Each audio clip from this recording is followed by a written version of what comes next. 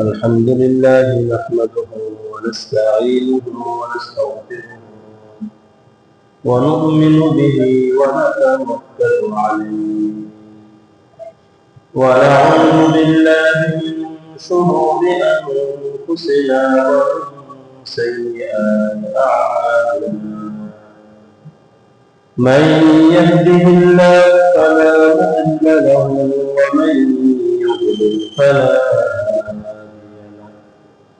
ونشهد أن لا إله إلا الله وحده لا شريك له. ونشهد أن سيدنا ومولانا محمدا عبده ورسوله. أما بعد فأعوذ بالله من الشيطان الرجيم. بسم الله الرحمن الرحيم. رب إنهن أضللن كثيرا من الناس فمن تبعني فإنه مني ومن عصاني فإنك غفور رحيم.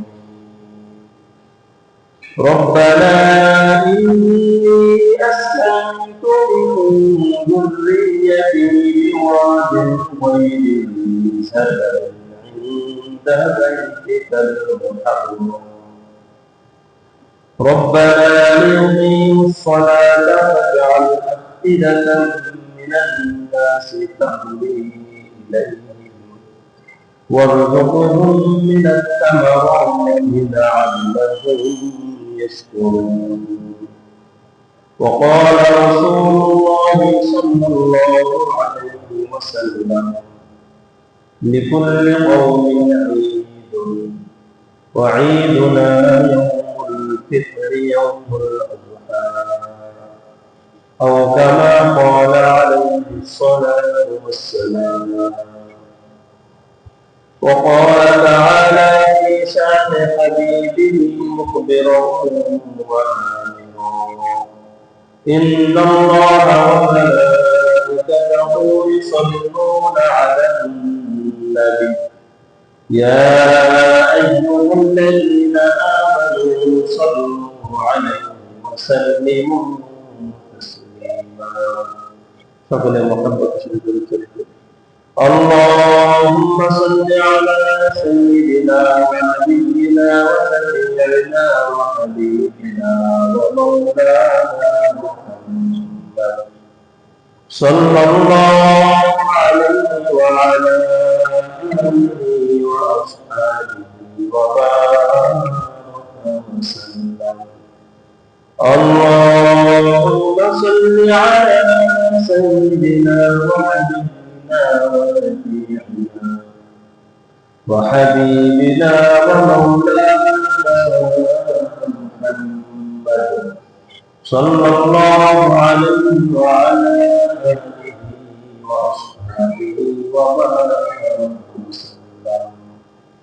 रहे मेरे वसन रहे मेरे मस्कन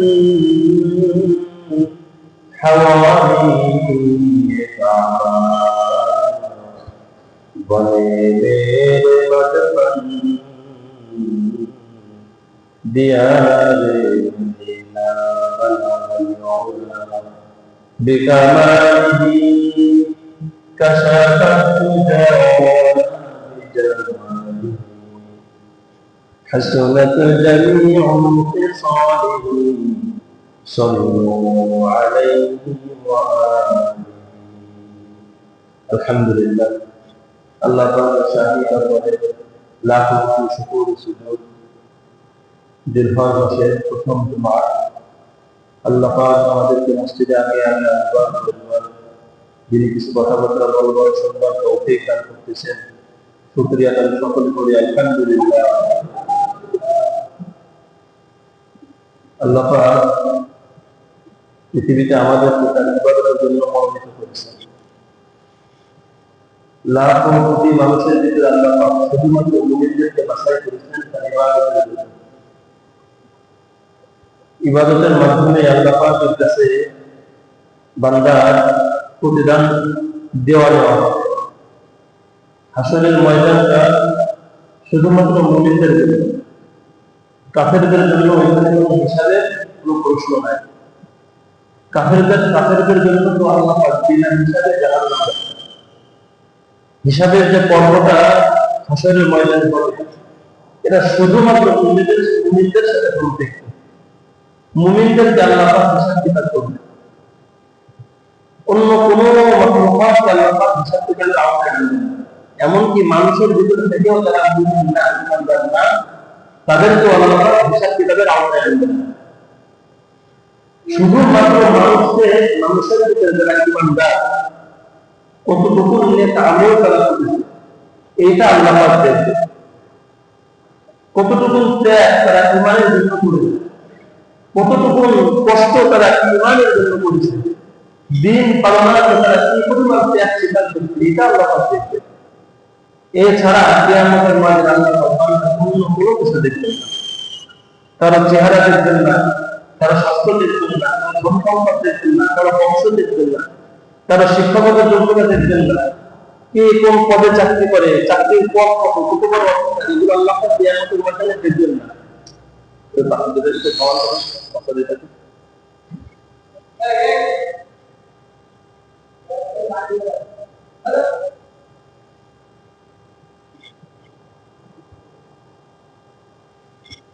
আল্লাহ পাক কিয়ামতের ময়দানে এইগুলো দেখবেন না, শুধুমাত্র দেখবেন তারা ঈমানদার আর তাদের আমল আছে।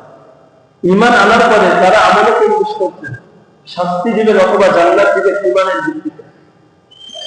ঈমানদারদের জন্য সবচেয়ে বড় একটা কুরবানির সময় সামনে আসতেছে। এটা কুরবানি শুধুমাত্র কুরবানি না, শুধু একটা পশু জবাই করা। এই কুরবানিটা আল্লাহ পাকের কাছে বড় একটা মর্যাদা সম্পন্ন বিষয়। ইব্রাহিম এবং ইসমাঈল আলাইহিস সালামের মাধ্যমে আল্লাহ পাক এই কুরবানি ধারা শুরু করায়। আল্লাহ পাক উম্মতে মুসলিমার জন্য বড় একটা ত্যাগ তিতিক্ষার একটা বস্তু সামনে রাখছেন। এই ঈমানের জন্য, আল্লাহ পাকের আনুগত্যের জন্য, আল্লাহ পাকের নির্দেশ সামনে এনে কিভাবে কুরবানি করতে হয় এইটা শিখাইবার জন্য আল্লাহ পাক এই কুরবানি আয়োজন করেছেন। সাইয়্যিদুনা আদম আলাইহিস সালাম থেকে ইব্রাহিম আলাইহিস সালাম পর্যন্ত কুরবানির ধারা ভিন্ন রকম ছিল। ইব্রাহিম আলাইহিস সালাম থেকে আমাদের এই সময় পর্যন্ত কুরবানির ধারা ভিন্ন। ইব্রাহিম আলাইহিস সালাম আল্লাহ পাক মুসলিম জাতির পিতা বানাইছেন।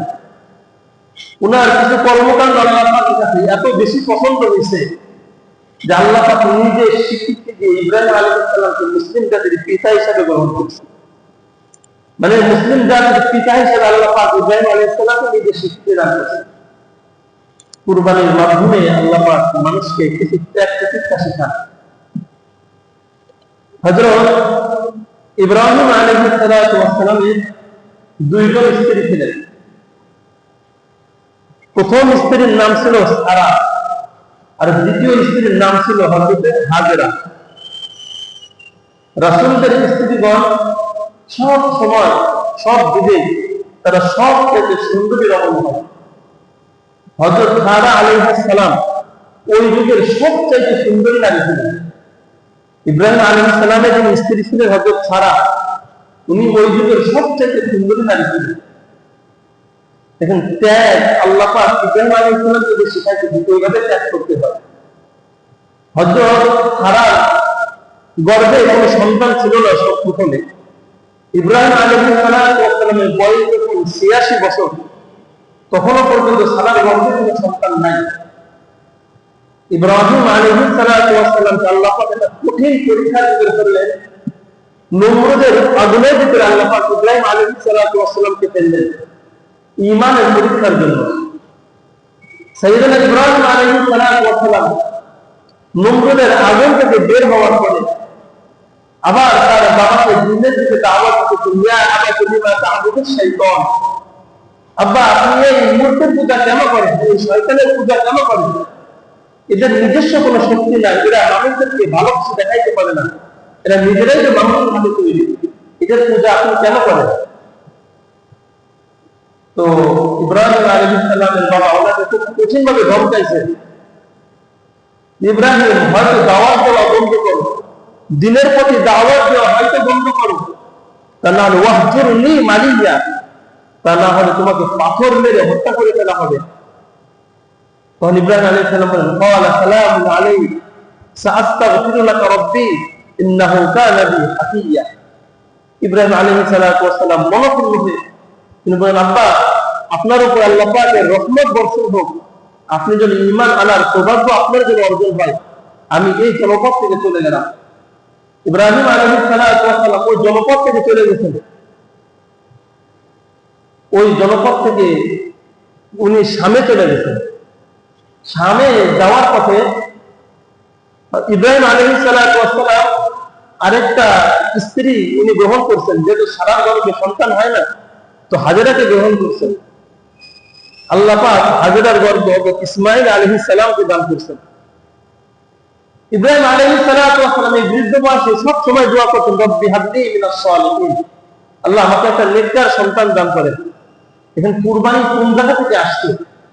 ইব্রাহিম আলাইহিস সালাম দোয়া করতেন, রব্বি হাবলি মিনাস সালিহিন, আমাকে একটা নেককার সন্তান দান করেন। আল্লাহ পাক এই ডাকের জবাব দিলেন, ফাবাশশারনাহু বিগুলামিন হালিম, আমি ইব্রাহিমকে একটা নেককার সন্তানের সুসংবাদ দান করলাম। ইসমাইল আলাইহিস সালাম যেদিন পৃথিবীতে ভূমিষ্ঠ হয়েছেন, যারা সম্প্রতি সময়ে দুই বিবাহের ব্যাপারে একটা আওয়াজ হচ্ছে না, দেখছেন অনেকে দুই বিবাহের ব্যাপারে অনেক আওয়াজ উঠাইছে, এটা খুবই খারাপ। দুই বিবাহটা সবার জন্য না। ইব্রাহিম আলাইহিস সালাতু ওয়াস সালামের মতো জলিলের কদর নবী, তার স্ত্রী ছিলেন দুইজন, একজনের নাম ছিল সারা, আরেকজনের নাম ছিল হাজেরা। হাজেরার গর্ভে যখন ইসমাইল আলাইহিস সালাতু ওয়াস সালাম হয়েছেন, তখন এই সারার ভিতরে মানুষ সুলভ যে স্বভাব সেটা প্রকাশ পাইছে। উনি ইব্রাহিম আলাইহিস সালামকে বলতেছেন, আপনার এই সন্তান ইসমাইল আর হাজেরাকে আমার চোখের সীমানা থেকে দূরে সরাই দেন। ইব্রাহিম আলাইহিস সালাতু ওয়াস সালাম বললেন, এটা কেমন কথা? বিভিন্ন তাফসীরের কিতাব থেকে এটা সংক্ষিপ্ত হলো। ইব্রাহিম আলাইহিস সালাম বলতেছেন, এটা কেমন কথা? সারা বলতেছেন, হ্যাঁ, হাজেরা যখন সন্তানের দিকে তাকায় তাকায় হাসে, তখন আমার কলিজার ভিতরে আগুন জ্বলে, আমার গর্ভে কোনো সন্তান নাই, আমার কাছ থেকে দূরে সরায় দেয়। ইব্রাহিম আলাইহিস সালাতু ওয়াস সালাম হাজেরার সঙ্গে এই কথা নিয়ে কথা কাটাকাটি চলতেছে। এর মধ্যে আল্লাহ পাকের নির্দেশ এসে গেছে, খলিল, আপনার সন্তানকে আপনি ও দূরে রেখে আসেন, মক্কায় রেখে আসেন। ইব্রাহিম আলাইহিস সালাতু ওয়াস সালাম আর কোনো কথা বলেন নাই। একেবারে দুধের সন্তান হযরত ইসমাইল আলাইহিস সালাতু ওয়াস সালামকে উনি সাথে নিয়ে আর হাজেরাকে সাথে নিয়ে উনি সুদূর মরুভূমির দিকে রওনা হয়েছেন। মরুভূমির বিশাল এলাকা, চতুর্দিক হাজার হাজার মাইল শুধু মরুভূমি, কোনো মানুষ নাই, কোনো জন নাই, কোনো বসতি নাই, গাছপালা নাই, নদী নালা নাই, পানি নাই, খাবার নাই, এক মানবহীন মরুর ভিতরে, লতা পাতা গাছহীন মরুর ভিতরে ইব্রাহিম আর ইসমাইল আলাইহিস সালাতু ওয়াস সালামকে নিয়ে ইব্রাহিম আলাইহিস সালাম রওনা হয়েছেন। উনি চলতে চলতে চলতে চলতে যেখানে বর্তমান বাইতুল্লাহ আছে, একেবারে বাইতুল্লাহর কাছাকাছি যখন আসছেন, তখন হাজেরাকে আর ইসমাইলকে উনি ঘোড়ার পিঠ থেকে নামাই দিতেন। নামাই দেওয়ার পরে হাজেরা জিজ্ঞেস করতেছেন, ওয়াল্লাহুল্লাযী আমারাকা বিহাযা, আল্লাহর খলিল, এটা কি আল্লাহ পাকের নির্দেশ, নাকি আপনি আপনার স্ত্রীর কারণে এমন করতেছেন আমাদের সঙ্গে? জিজ্ঞেস করতেছেন, ওয়াল্লাহুল্লাযী আমারাকা বিহাযা, এটা কি আল্লাহ পাকের নির্দেশ? ইব্রাহিম আলাইহিস সালাম বলেন, ক্বালা নাআম, বলেন হ্যাঁ, এটা আল্লাহ পাকের নির্দেশ। ইন্নাকা ওয়াল্লাহি ইযান লা ইউযায়্যুনা, আল্লাহর শপথ, আমরা কখনো তাহলে ধ্বংস হব না। এই মরু প্রান্ত, যেখানে মানুষ নাই, গাছ নাই, পালা নাই, ছায়া নাই, শুধুমাত্র রোদ আর বালু, এখানে আপনি আমাদেরকে নামায় যাইতেছেন, নিশ্চয় আল্লাহ পাকের বড় কোনো ইশারা আছে এখানে। ইব্রাহিম আলাইহিস সালাতু ওয়াস সালাম ওই মরুর ভিতরে হযরত ইসমাইলকে আর হাজেরাকে নামাই দিয়ে পিছন দিকে ফিরে আসতেছেন। সন্তানের মায়া, স্ত্রীর মায়ায় উনি পিছনে ফিরে তাকাইতে চান, কিন্তু আল্লাহ পাকের এই নির্দেশের সামনে পিছনে ফিরে তাকাইতেছেন না। যে যদি অন্তরের ভিতরে মায়া বেশি এসে যায়, যদি আল্লাহ পাকের নির্দেশের লঙ্ঘন হয়ে যায়, তাহলে আল্লাহ পাক আমার উপর অসন্তুষ্ট হয়ে যাবেন। উনি এই ভয়ে পিছনে তাকাইতেছেন না, কিন্তু সন্তানের মায়া, অসুস্থ স্ত্রীকে দেখে চলে যাইতেছেন। এই ব্যথা, এই বেদনা ওনাকে বারবার ফিরে দিতেছে ভিতর থেকে। সাইয়েদুনা ইব্রাহিম আলাইহিস সালাতু ওয়াস সালাম চলতে চলতে চলতে চলতে বহু দূর চলে আসছেন। একটা পাহাড় দেখছেন, তো উনি পাহাড়ের উপরে উঠে দেখতেছেন যে হাজেরা আর ইসমাইলকে দেখা যায় কিনা। তো তাকায় দেখতেছেন দৃষ্টি সীমার বাহিরে হাজেরা ইসমাইল চলে গেছে। তখন ইব্রাহিম আলাইহিস সালাতু ওয়াস সালাম ওই পাহাড়ের উপর দাঁড়ায় দোয়া করতেছেন, রব্বানা ইন্নী আসকানতু মিন যুররিয়্যাতি ربنا إني أسكنت من ذريتي بواد غير ذي زرع عند بيتك المحرم। ইব্রাহিম আলাইহিস সালাতু ওয়াস সালাম পাহাড়ের উপর উঠে প্রাণ করে আল্লাহ পাকের কাছে দোয়া করতেছেন, মাওলা ইন্নী আসকানতু মিন যুররিয়্যাতি বিওয়াদিন গায়রি যি যার'ইন ইনদা বাইতিকাল মুহাররম। পরিবারের লোকদেরকে, আমার সন্তানদেরকে লতা পাতাহীন, গাছপালাবিহীন এমন এক মরুপ্রান্তরে নামাই দিয়ে আসছি। এটা শুধুমাত্র আপনার নির্দেশে এখানে নামাই দিয়ে আসছি। ইন্নী আসকানতু মিন যুররিয়্যাতি বিওয়াদিন, সেটা এমন এক জনবসতি, এমন একটা এলাকা, গায়রা যার'ইন, যেখানে কোনো গাছপালা নাই, কোনো পানি নাই, নদী নাই, খাল নাই, কূপ নাই। তারা সেখানে খাবার খাবে কিভাবে? ইনদা বাইতিকাল মুহাররম, এটা তো নিশ্চয় আপনার সম্মানিত ঘরের কাছাকাছি জায়গা। আল্লাহ, আমি এখান থেকে ফিরে যাইতেছি। রব্বানা লিয়ুকিমুস সালাহ, হে আল্লাহ, আমার সন্তান, আমার স্ত্রীর নজর নামাজের উপরে কায়েম থাকে।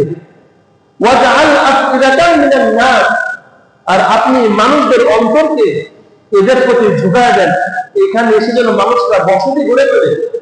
লাআল্লাহুম ইয়াশকুরুন, আর তারা যেন শুকরগুজারি বান্দা হয়। দেখেন, ইব্রাহিম আলাইহিস সালাতু ওয়াস সালাম স্ত্রীকে আর সন্তানকে এমন মরুপ্রান্তরে নামাই দিয়ে এসে আবার পিছে এসে দোয়া করতেছেন যে আপনি তাদের রক্ষণাবেক্ষণকারী হয়ে যান, আর আমার স্ত্রী সন্তানরা যেন নামাজ থেকে দূরে না থাকে, এই বিষয়টা তো যেন আপনি খেয়াল রাখবেন, তারা যেন ঠিক মতো আপনার ইবাদত বন্দেগী করে। ইব্রাহিম আলাইহিস সালাতু ওয়াস সালাম এই দোয়া করে আবার সামনের দিকে ফিরে আসছেন। উনি আরো দোয়া করতেছেন, রব্বানা ইন্নাকা তা'লামু মা নুখফি ওয়া মা নু'লিন। সন্তানকে কেবলমাত্র সন্তান হয়েছে ৮৬ বছর বয়সে, সন্তানের প্রতি মায়া মহব্বত ভালোবাসা বেশি আছে না, বৃদ্ধ বয়সের সন্তান। তো উনি বলতেছেন, আল্লাহ ইন্নাকা তা'লামু মা নুখফি ওয়া মা নু'লিন, আমরা অন্তরে যা গোপন করি, যা প্রকাশ করি, এই সব কিছু সম্পর্কে আপনি ভালো মতো জানেন। ওমা ইয়াখফা আলাল্লাহি মিন শাইইন ফিল আরদি ওয়ালা ফিস সামা, আসমান জমিনের ভিতরে কোনো কিছু আপনার দৃষ্টির আড়ালে নাই। ইব্রাহিম আলাইহিস সালাতু ওয়াস সালাম বুঝাইতে চাইছেন আল্লাহ পাকের কাছে, আল্লাহ আমার অন্তরের কি অবস্থা আপনি ভালো জানেন, আমার অন্তর কোন দিকে। আমার অন্তরের টান যদিও সন্তানের দিকে ছিল, কিন্তু আপনার নির্দেশ আসছে সন্তানকে আর স্ত্রীকে ওই মরুর ভিতরে ফেলে রেখে আসছি, আপনি তাদেরকে ভালো মতো দেখাশোনা করবেন। ইব্রাহিম আলাইহিস সালাতু ওয়াস সালাম সন্তানকে আর স্ত্রীকে দেখে চলে আসছেন শামে। এদিকে হাজেরা কাছে অল্প কিছু খাবার ছিল, যে খাবারগুলো অল্প দিনের ভিতরে শেষ হয়ে গেছে। মরুভূমি তো, এখন গরম বেশি পড়ছে না, পানি বেশি বেশি খাওয়া লাগে না, গরম বেশি পড়লে পানি বেশি খাওয়া লাগে, তা না হলে বুক কেটে আসে। হযরতে হাজেরার কাছে পানি এবং খাবার খুব অল্প পরিমাণে ছিল, ওনার খাবার আর পানি অল্প সময়ের ভিতরে শেষ হয়ে গেছে। হযরত ইসমাঈল আলাইহিস সালাতু ওয়াস সালাম এই খাবারের আশায়, একটু পানির আশায় ওনার প্রাণটা বের হয় অবস্থা। মায়ের মন তো চোখের সামনে সন্তানটা মারা যাবে, তো মহিলা মানুষ দৌড়ে পাহাড়ের উপরে উঠে গেছেন। বর্তমান যে সাফা এবং মারওয়া পাহাড়, যেটা হজের সময় হাজেরা সাই করে, দৌড়াদৌড়ি করে, হযরত হাজেরা অসুস্থ মহিলা, সন্তানকে বাঁচাতে হবে, এই কাজে উনি পাহাড়ের উপর উঠে গেছেন, যে দূর থেকে কোনো কাফেলা দেখা যায় কিনা, কোনো মানুষ দেখা যায় কিনা, কোনো বসতি দেখা যায় কিনা, যাদের মাধ্যমে আমার সন্তানকে পানি পান করানো যেতে পারে। মহিলা মানুষ ওই পাহাড়ের উপর উঠে গেছেন। একবার সাফা পাহাড়ে যান, একবার মারওয়া পাহাড়ে যান, একবার সাফায় যান, একবার মারওয়ায় যান, এইভাবে ৭ বার উনি দৌড়াদৌড়ি করছেন। এমন সময় কিতাবের ভিতরে 2 ভাবে লিখছেন, তিনি অদৃশ্য একটা আওয়াজ শুনছেন যে তুমি দুশ্চিন্তায় করে যেও না, তোমার জন্য খাবারের ব্যবস্থা করা হবে। অন্য কিতাবের ভিতরে লিখেছে ইসমাইল আলাইহিস সালাম পায়ের আঘাতে মাটি থেকে খুব জারি হয়েছে। তো প্রথম যে আওয়াজটা ওনার কানে আসছে যে তুমি চিন্তায় করে যেও না, আল্লাহ পাক তোমাকে সাহায্য করবেন। ওই সময় হাজেরা ডাক দিয়ে বলতেছে যে আপনি কে? আমার সন্তানকে নিয়ে আমি এখন জীবন মৃত্যুর সন্ধিখানে আছি, হয়তো খাবারের ব্যবস্থা করুন, না অথবা এই যন্ত্রণা দেওয়া বন্ধ করুন। ওই সময় জিবরাইল আলাইহিস সালাম খুব দ্রুত এসে ওনার পাখা দ্বারা জমিনের ভিতরে আঘাত করছে। মরুর ভিতরে আল্লাহ পাক পানির ফোয়ারা জারি করে দিয়েছে।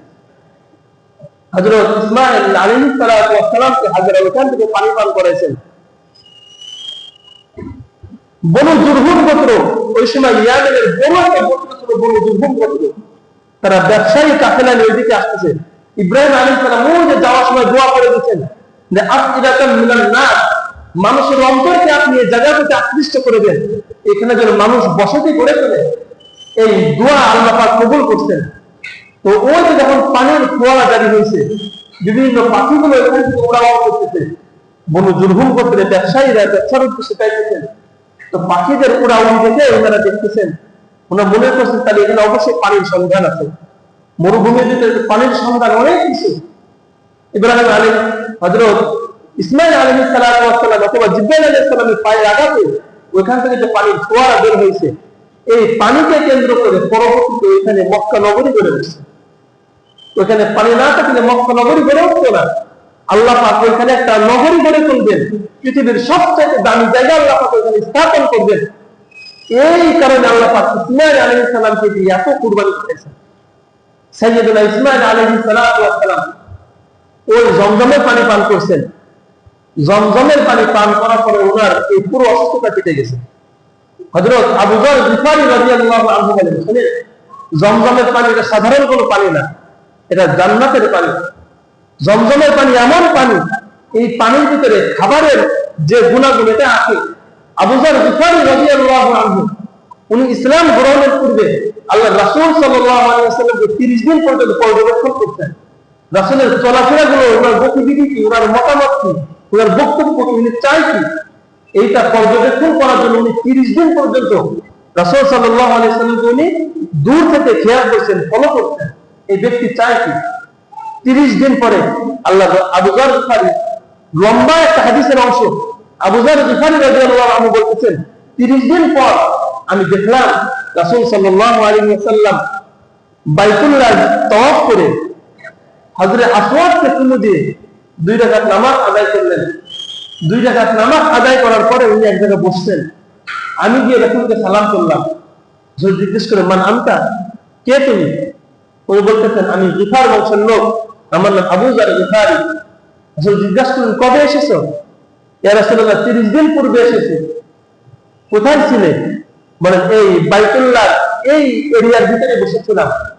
30 দিন তোমাকে কে খাবার খাইয়েছে? উনি বলতেছেন, মা কানা লি তাআমুন ইল্লা মা'উ যামযাম। ইয়া রাসূলুল্লাহ, 30 দিন পর্যন্ত আমার কাছে জমজমের পানি ছাড়া কোনো কিছু ছিল না। তারপর বলতেছেন, ফাতামিনতু হাত্তা তাসাক্কাত বাতানু হাত্তা তাসাক্কাতু রুকানা বাতানুহু। এই 30 দিন পর্যন্ত আমি শুধুমাত্র জমজমের পানি খেয়েছি, অন্য কোনো কিছু খাই নাই। এরপর উনি বলতেছেন যে এই 30 দিনের ভিতরে আমার কখনো ক্ষুধার অনুভূতি তৈরি হয়নি, এমনকি জমজমের পানি পান করার কারণে আমার স্বাস্থ্য মোটা হয়ে গেছে। 30 দিন পর্যন্ত শুধুমাত্র জমজমের পানি খাইছেন। আল্লাহ রাসূল সাল্লাল্লাহু আলাইহি ওয়াসাল্লাম বলেন, ওয়া মাউল মুবারাকা, এটা একটা বরকতময় পানি। এটা যে উদ্দেশ্যে পান করবে আল্লাহ পাক তার সেই উদ্দেশ্যকে পূরণ করে দেবেন। জমজমের পানি এত বরকতময় পানি। ইসমাইল আলাইহিস সালামের এই কুরবানির কারণে, এই পায়ের আঘাতের কারণে আল্লাহ পাক মরুভূমি থেকে একটা পানির ফোয়ারা জারি করেছেন। সেটা শুধু সাধারণ পানি না, এটা যে কোনো রোগের চিকিৎসাও। ইমাম শাফিঈ রাহমাতুল্লাহ আলাইহি ওনার শাগির্দদেরকে বলতেছেন, শোনো, আমি 3টা নিয়তে জমজমের পানি পান করছি, আল্লাহ পাক আমার 3টা নিয়তকে পূরণ করেছেন। 2টা আমি বাস্তবে দেখছি, আরেকটা আমি পরকালে আশা করি। 1 নম্বর নিয়ত করছিলাম যে আমার জন্য টার্গেট যেন নিখুঁত হয়। উনি জমজমের পানি পান করার সময় বলতেছেন আমাদের টার্গেট নিখুঁত হয়। উনি ভালো তীরন্দাজ ছিলেন ইমাম শাফিঈ। একটা স্বতন্ত্র শাফিঈ মাযহাব উনি প্রতিষ্ঠা করছেন। উনি বলতেছেন আমার তীরের টার্গেট যেন নিখুঁত হয়, এই নিয়ত করে আমি জমজমের পানি খাইছি। আলহামদুলিল্লাহ, আল্লাহ পাকের শুকরিয়া, আমি যদি 10টা তীর মারি তো 10টা তীর ঠিক তার লক্ষ্য বস্তুতে দিয়ে আঘাত করে, একটাও মিস হয় না। এটা জমজম পানির বরকতে হয়েছে। আরেকটা নিয়ত করছে আমার জন্য এলেমের ভিতরে আল্লাহ পাক বরকত দান করেন। এলেমের ভিতরে কি পরিমাণ বরকত সেটা তো তোমরা দেখতেছো। উনি ছাত্রদেরকে বলতেছেন, উনি আরেকটা নিয়ত করছিলেন আল্লাহ পাক যেন আমাকে কিয়ামতের ময়দানে এই পানির উসিলায় বিনা হিসেবে জান্নাত দান করেন। ইমাম শাফিঈ বলেন আমি আশাবাদী আল্লাহ পাক কিয়ামতের ময়দানে এর উসিলায় আমাকে বিনা হিসেবে জান্নাত দান করেন। কোন পানির উসিলায়? খেয়াল করছেন কোন পানির উসিলায়? জমজমের পানি। এখানে যাদের সন্তানদের মেধা খারাপ, কথাবার্তা শুনে না, এই নিয়ত করে পানি খাওয়াবেন।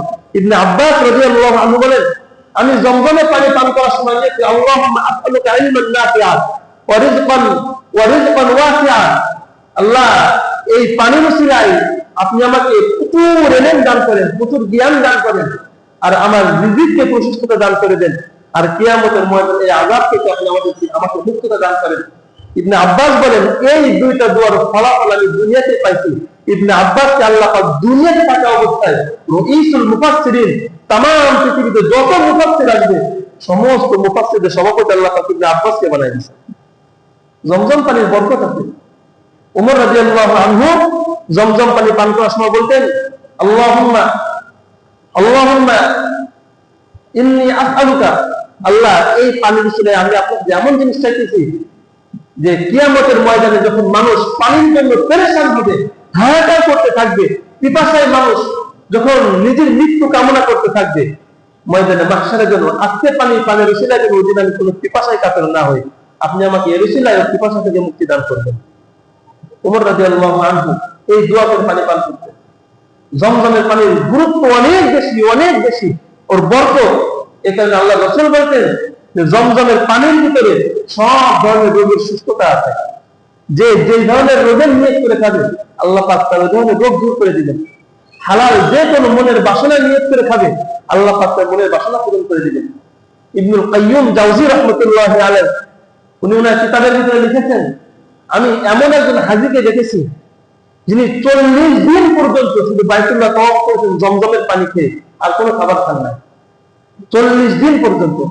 এই 40 দিনের ভিতরে ওনার কোনো ক্ষুধাও লাগে নাই, শরীরে খারাপ হয় নাই, অসুস্থতা অনুভব হয়। হযরত ইসমাঈল আলাইহিস সালাতু ওয়াস সালাম এই কুরবানিকে আল্লাহ পাক এত পছন্দ করতেন, ওনারা পায়ের আঘাত অথবা জিবরিল আমিনের পাখার আঘাতে তৈরি হওয়া পানির ভিতরে আল্লাহ পাক সব ধরনের বরকত দান করে দিয়েছেন। ইব্রাহিম আলাইহিস সালাতু ওয়াস সালাম ও যে সন্তানকে রেখে চলে গেছেন, উনি দীর্ঘ 13 অথবা 14 বছর পর আবার ফিরে আসছেন মক্কায়। এসে দেখতেছেন চতুর্দিকে বাড়িঘর, বনু জুরহুম গোত্র ওইখানে বসতি স্থাপন করছে। তো 13 বছর অনেক বাড়িঘর হয়ে গেছে। সাইয়্যিদুনা ইব্রাহিম আলাইহিস সালাতু ওয়াস সালাম এসে এখন হাজেরাকে খুঁজে পাইতেছেন না, ইসমাঈলকে খুঁজে পাইতেছেন না। তো ইসমাঈল আলাইহিস সালামের কাছে হযরতে হাজেরা ইব্রাহিম আলাইহিস সালামের বর্ণনা এত বেশি করতেন, তোমার বাবার চেহারা এমন, দাড়ি এমন, নাক এমন, জুব্বা এমন, টুপি এমন, চুল এমন, কান এমন, নাক এমন, এইভাবে সব সময় স্বামীর বর্ণনা সন্তানের সামনে শোনাইতেন। ইসমাঈল আলাইহিস সালাতু ওয়াস সালাম এই বর্ণনা শুনতে তিনি মুখস্থ করে ফেলতেন। যে কারণে ইব্রাহিম আলাইহিস সালাতু ওয়াস সালাম যখন ফিরে আসছেন তো বসতি অনেক হওয়ার কারণে সন্তানকে খুঁজে পাচ্ছেন না। ইব্রাহিম আলাইহিস সালামের সন্তান ইসমাঈল আলাইহিস সালাম বাবাকে জড়ায় ধরছেন, বাবা আমি আপনার সন্তান ইসমাঈল।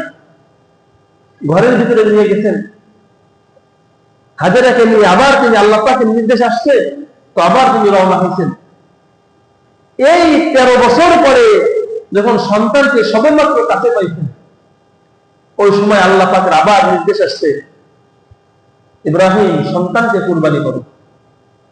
ইন্নী আরাকা ফিল মানামি আন্নী আযবাহুকা ফানজুর মাযা তারা। আমি স্বপ্নে দেখছি সন্তানকে বলতেছেন, স্বপ্নে দেখছি তোমাকে কুরবানি করতেছি, তোমার মতামত কি? তার আগে ইব্রাহিম আলাইহিস সালাতু ওয়াস সালাম 3 দিন পর্যন্ত স্বপ্নে দেখতেছেন, আল্লাহ পাক বলতেছেন প্রিয় বস্তু কুরবানি করো। ইব্রাহিম আলাইহিস সালাতু ওয়াস সালাম প্রিয় বস্তু খুঁজতে সন্তানকে পাইছেন। তো সন্তানকে বলতেছেন স্বপ্নে দেখছি বাবা তোমাকে কুরবানি করতেছি, ফানজুর মাযা তারা, তুমি তোমার মতামত পেশ করো। কোন কোন মুফাসসিরিন ইকরাম লিখেছেন যে 13 বছর বয়সে ইব্রাহিমকে ইসমাইলকে কুরবানি করা হয় নাই, বরং কাবা যখন ইব্রাহিম আলাইহিস সালাতু ওয়াস সালাম নির্মাণ করেছেন তারপরে ইসমাইলকে কুরবানি করা হয়েছে। কারণ তার পরের কথাটা বড় জ্ঞানবাচক কথা। উনি বলতেছেন ডাক দিয়ে বলতেছেন, আব্বা আপনি ফানজুর মাযা তারা ওয়ালা ইয়া আবাতি ইফআল মাযা তুসমা সাতাজিদুনি ইনশাআল্লাহু মিনাস সাবিরিন। আব্বা স্বপ্নে যেটা দেখছেন ওটা বাস্তবায়ন করেন, ইনশাআল্লাহ আপনি আমাকে সবরকারীদের অন্তর্ভুক্ত পাবেন। এই যে কথাটা, এই কথাটা কি কোনো ছোট বাচ্চার মুখ থেকে বলা সম্ভব? অবুঝ কোনো বাচ্চার মুখ থেকে এমন কথা বের হওয়া সম্ভব না, বের হওয়ার কোনো প্রশ্নই আসে না। এটা মুফাসসিরিন ইকরামের অধিকাংশের মতামত হলো, যখন ইব্রাহিম ইসমাইল আলাইহিস সালামের বয়স, কাবা ঘর নির্মাণ হয়েছে, তারপর আল্লাহ পাকের এই নির্দেশ আসছে। এখানে বড় একটা পরীক্ষা হলো, সন্তান যখন যৌবন বয়সে পৌঁছায় যায়, সন্তান যখন ইনকাম করার মতো বয়সে পৌঁছায়, যখন কাজকাম করার মতো শক্তি সামর্থ্য তার ভিতরে আসে, এই সময় যদি কোনো সন্তান মারা যায়, তাহলে মা বাবার কষ্টের অনুভূতিটা কি পরিমাণ থাকে। হওয়ার সাথে সাথে মরে যাওয়ার অনুভূতি একরকম, আর সন্তান সব কিছু করতে পারে, এই সময় মারা গেছে, তখনকার অনুভূতি কেমন হয়? এটা আমাদের সঙ্গে ছাত্র ভাই পড়ছেন, আমরা একসঙ্গে ইফতার শেষ করছি, উনি পরীক্ষা দিয়ে বাড়ি গেছেন, পরে ফোনে জানতে পারছি যে উনি ইন্তেকাল করছেন এই বছরে, এই কিছুদিন আগে। তো আমরা ওনার জানাজা পড়ার জন্য যখন গেছি, ওনার আব্বা খুব আফসোস করে বলতেছেন যে হারে সন্তানটাকে এত কষ্ট করে লেখাপড়া শেখাইছি, ঘাম রক্ত পানি করে সন্তানকে লেখাপড়া শেখাইছি, যখন সন্তান মাত্র ইনকাম করা শুরু করবে, এই সময় আল্লাহ পাক তাকে নিয়ে গেছে। তো তখন আমার ওই কথাটা মনে পড়ছে, ইসমাইল আলাইহিস সালাতু ওয়াস সালাম যখন এইভাবে একটা প্রাপ্ত বয়সকে পৌঁছাইছেন, যখন সব কাজকাম তিনি করতে পারেন, আর ইব্রাহিম আলাইহিস সালাতু ওয়াস সালাম বার্ধক্যে চলে গেছেন, ওই সময় আল্লাহ পাকের নির্দেশ আসছে যে সন্তানকে কুরবানি করে দাও। এক কুরবানি করছেন, ছোট বয়সে সন্তানকে লালন পালন করতে পারেন নাই, বুকে জড়াইতে পারেন নাই, চুমু খাইতে পারেন নাই। আরেক কুরবানির সময় আসছে বৃদ্ধ বয়সে, ইব্রাহিম আলাইহিস সালাতু ওয়াস সালাম সন্তানকে বলতেছেন, বাবা আল্লাহ পাকের নির্দেশটা এমন, ফানজুর মাযা তারা, তুমি তোমার মতামত পেশ করো। ওয়ালা ইয়া আবাতি ফাআল মা তুমার, সন্তানও এমন বলতেছেন, আব্বা আপনাকে যে নির্দেশ দেওয়া আপনি সেটাই বাস্তবায়ন করেন। সাতাজিদুনি ইনশাআল্লাহু মিনাস সাবিরিন, ইনশাআল্লাহ আপনি আমাকে ধৈর্যশীলদের অন্তর্ভুক্ত পাবেন। ফালাম্মা আসলামা ওয়া তাল্লাহু লিল জাবিন, তারা উভয়ে আল্লাহ পাকের আনুগত্য স্বীকার করলো, আর ইব্রাহিম ইসমাইলকে চাপ করে শোয়াইছে। এখানে আসলামা মানে হলো জবাই করার জন্য ইব্রাহিম আলাইহিস সালাতু ওয়াস সালাম ছুরি হাতে নিয়ে বিসমিল্লাহ আল্লাহু আকবার, জবাই দেওয়ার সময় বিসমিল্লাহ আল্লাহু আকবার বলে না, ইব্রাহিম আলাইহিস সালাতু ওয়াস সালাম পূর্ণ প্রস্তুতি নিয়ে ছুরি হাতে নিয়ে জবাই দেওয়ার জন্য প্রস্তুতি নিতেন, আর ইসমাইল আলাইহিস সালাতু ওয়াস সালাম জবাই হয়ে যাবেন এই প্রস্তুতি নিয়ে শুয়ে পড়তেন। জিবরিল আমিন 3 বার পৃথিবীতে তার পূর্ণ শক্তি নিয়ে আসছে। তার একবার আসছে যখন ইসা আলাইহিস সালামকে কূপের ভিতরে ফেলানো হয়, ওই সময় যখন ভাইরা তাকে কূপের ভিতরে ফেলছে, সপ্ত আসমান থেকে জিবরিল আমিন মুহূর্তের ভিতরে ইউসুফ কূপের ভিতরে পড়ার পূর্বে তাকে ধরে বসছে। আর দ্বিতীয়বার হলো যখন ইসমাইল আলাইহিস সালামকে শোয়াইছে, গলায় ছুরি চালাবে, তখন জিবরিল আমিন আসমানে আল্লাহু আকবার বলে চিৎকার দিয়ে উঠছে। তো সমস্ত ফেরেশতা আল্লাহু আকবারের ধ্বনিতে চিৎকার দিয়ে উঠছে, আল্লাহ কেমন দৃশ্য তুমি দেখাইতেছো। ইব্রাহিম আলাইহিস সালাম বিসমিল্লাহ আল্লাহু আকবার বলে ছুরি চালাইছেন, কিন্তু ছুরি চালানোর পূর্বে আল্লাহ পাক জান্নাত থেকে একটা দুম্বা পাঠাই দিতেন। কিতাবের ভিতরে লিখেছে, তাফসীরে মাযহারের ভিতরে লিখেছে যে এই দুম্বাটাকে আল্লাহ পাক জান্নাতের ভিতরে 40 বছর চড়াইছেন। ইসমাঈল যেন কুরবানি না হয়, এটা পরীক্ষা আসবে ইব্রাহিমের উপরে। ইব্রাহিম যদি পরীক্ষায় পাস করতে পারে, তবে সন্তান কুরবানি হবে না, দুম্বা কুরবানি হবে। তা সাধারণ কোনো দুম্বা হবে না, এই দুম্বা জান্নাতের জমিনের ঘাস 40 বছর পর্যন্ত খাইছে। ইসমাঈল আলাইহিস সালামকে যখন গলায় ছুরি নিয়ে পোঁচ দিবে, জিবরাইল আমিন আলাইহিস সালাম আল্লাহু আকবার দুইবার আল্লাহু আকবারের ধ্বনি দিয়ে উনি মুহূর্তের ভিতরে জান্নাতের সেই দুম্বা নিয়ে হাজির হয়েছে। গলায় ছুরি পৌঁছাইতেছেন, আল্লাহ পাক নির্দেশ করতেন, ছুরি গলার উপরে চলবা, তবে যেন গলা না কাটে, গলা কাটবা না। যেমন ইব্রাহিম আলাইহিস সালামের ব্যাপারে আল্লাহ পাক বলছিলেন, কুলনা ইয়া নার কুনি বারদাও ওয়া সালামান আলা ইব্রাহিম, আগুন তোমার কাজ তো সব কিছু পুরায়ে ভস্ম করে দেওয়া, তবে আমার খলিল তোমার ভিতরে পড়ছে, সাবধান, বারদাও ওয়া সালামান আলা ইব্রাহিম, আজকে তোমার এই পুরানোর ঘুমকে বন্ধ করো, আমার ইব্রাহিমের জন্য, আমার খলিলের জন্য শান্তিদায়ক, আরামদায়ক, ঠান্ডা হয়ে যাও। ইব্রাহিম আলাইহিস সালাতু ওয়াস সালাম আগুনের ভিতরে পড়ছেন, 40 দিন পর্যন্ত আগুনের ভিতরে রয়েছেন, কিন্তু ইব্রাহিম আলাইহিস সালাতু ওয়াস সালামের একটা গায়ের পশমও পড়ে না। একই নির্দেশ আল্লাহ পাক ওই সূরের উপরে করছেন, সাবধান, ইসমাঈলের গলার উপরে চলবা, তবে কাটবা। ইব্রাহিম আলাইহিস সালাতু ওয়াস সালাম দুই একবার পোজ দিয়েছেন, কিন্তু কাটতেছে না। উনি পূর্ণ শক্তি দিয়ে করে বিসমিল্লাহ আল্লাহু আকবার জোরসে বলে পোজ দিয়েছেন, এবার গলা কেটে গেছে। উনি চোখটাকে বেঁধে নিয়েছিলেন, চোখের বাঁধন খুলে দেখতেছেন যে ইব্রাহিম একটা দুম্বা জবাই করেছে, জিবরিল আমিন পাশে দাঁড়ানো, ইসমাঈল পাশে দাঁড়ানো, দুইজন পাশে দাঁড়ানো আছে, সন্তান কুরবানি হয় নাই, তো দুম্বা কুরবানি হয়ে গেছে।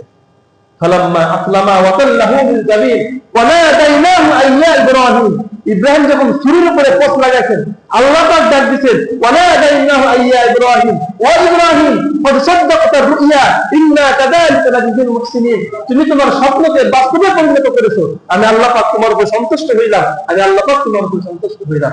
আল্লাহ পাক নিজে ঘোষণা দিয়েছেন।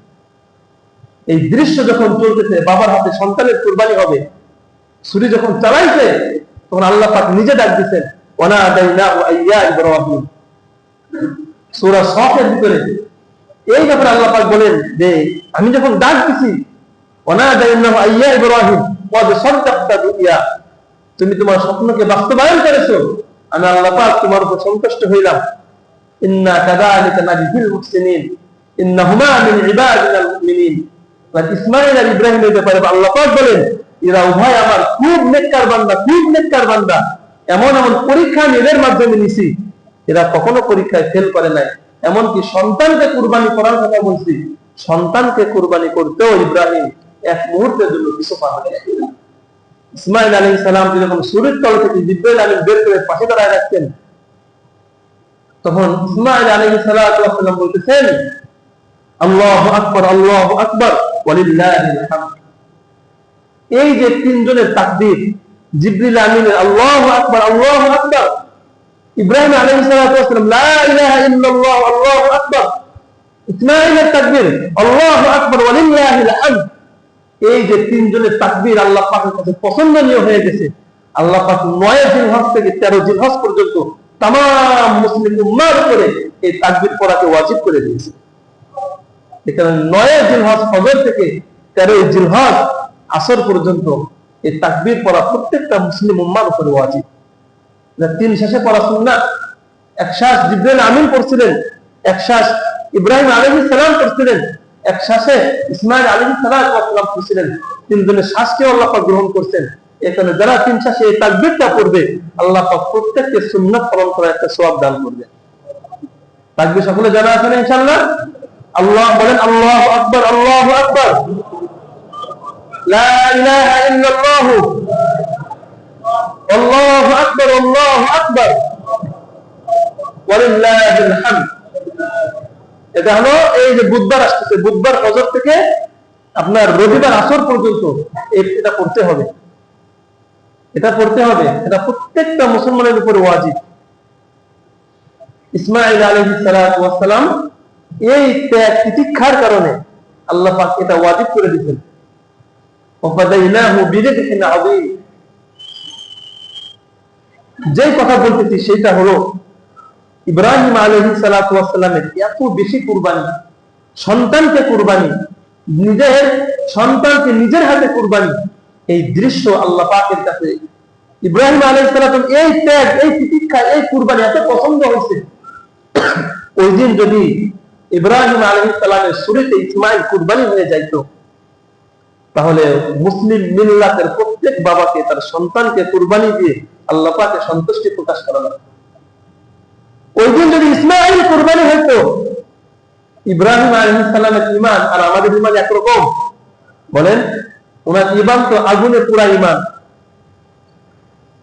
ওনার ইমান তো বড় মজবুত ইমান।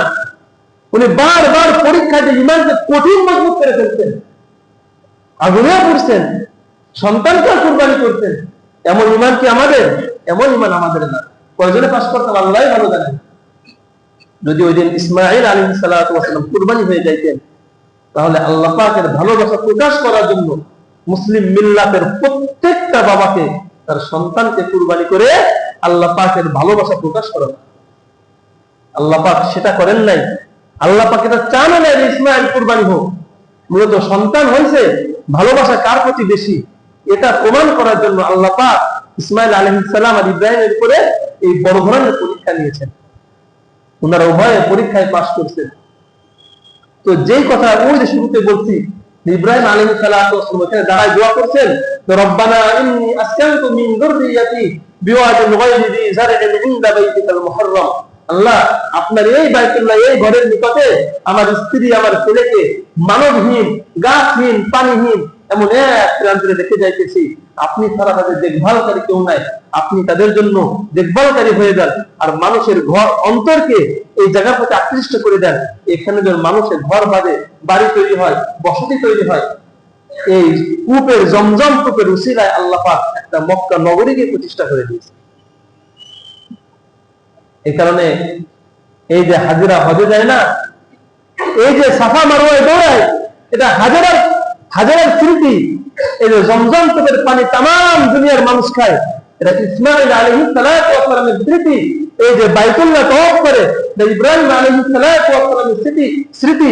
মিল্লাত আবিকুম ইব্রাহিম ওয়া সাম্মাকুমুল মুসলিমিন। আমি ইব্রাহিম আলাইহিস সালামকে তাম মুসলিম উম্মার জন্য পিতা হিসেবে মনোনীত করলাম, আর তোমাদেরকে আমি মুসলিম নাম দ্বারা নামকরণ করলাম। আল্লাহ পাক ইব্রাহিম আলাইহিস সালাতু ওয়াস সালামের এই বড় বড় কুরবানির কারণে, এই বড় বড় ত্যাগের কারণে, এই বড় বড় কষ্ট বিসর্জনের কারণে আল্লাহ পাক ইব্রাহিম আলাইহিস সালাতু ওয়াস সালামকে পৃথিবীর যতদিন থেকে থাকবে, যত মুসলমান পৃথিবীতে আসবে, সমস্ত মুসলমানের জাতির পিতা হিসেবে আল্লাহ পাক স্বীকৃতি দান করেছে। আমাদের দেশের জাতির পিতা না, মুসলিম মিল্লাতের জাতির পিতা।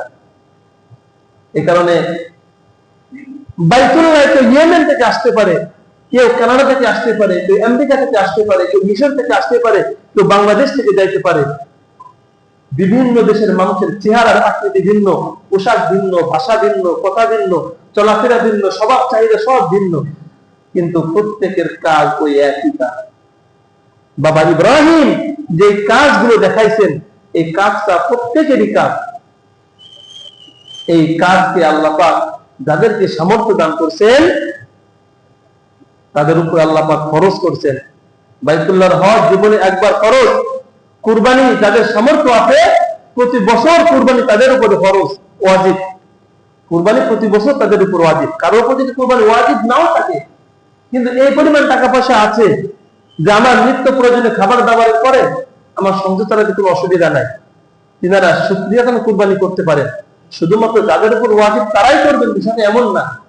এমনও থাকতে পারে যে ছাত্র মানুষ টাকা জমাইছে, টাকা 15-20 হাজার হয়ে গেছে, টাকাটা কোনো আপাতত কোনো কাজে লাগবে না, কিন্তু চাইলে সেটাতে কুরবানি করতে পারে, তার নকল কুরবানি, এটাও আল্লাহ পাক পছন্দ করে।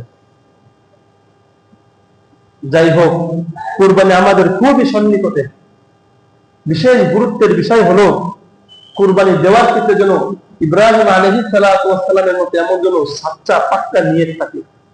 নিয়তের ভিতরে যেন কোনো ধরনের খলল, কোনো ধরনের হিংসা, অহংকার, তাকাব্বুর, কোনো ধরনের যেন আল্লাহ পাকের নারাজি আসে এমন কোনো জিনিস যেন না থাকে। এগুলো ইব্রাহিম আলাইহিস সালাতু ওয়াস সালামের মতো খেয়াল করা।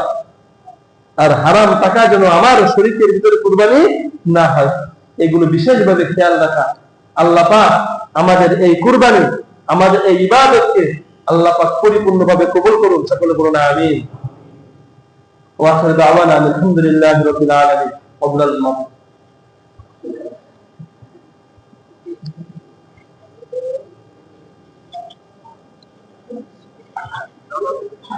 বলবো